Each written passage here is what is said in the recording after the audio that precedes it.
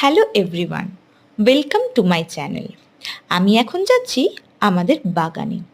যেহেতু বর্ষাকাল, দেখো চারিদিক কেমন সবুজে ভরে উঠেছে, তাই চারপাশটা দেখতে বেশ সুন্দর লাগছে। আচ্ছা, আমরা তো সবাই ডাব কিনেই খাই, কিন্তু নারকেল গাছের তলায় দাঁড়িয়ে ডাব পাড়িয়ে খাবার মজাটাই যেন আলাদা, তাই না? তোমরা কি বলো? এই যে দেখছো, আমাদের বাগানের মধ্যে কত ধরনের গাছ লাগানো হয়েছে, কিন্তু আমাদের মূল আকর্ষণ ওই নারকেল গাছগুলি, কারণ আমাদের ডাব খেতে খুব ভালো লাগে। আর এই দাদা ছোটবেলা থেকে মুখে মিষ্টি হাসির সাথে বিরক্তি না দেখিয়ে আমাদের একের অধিক ডাব কেটে খাওয়ায়।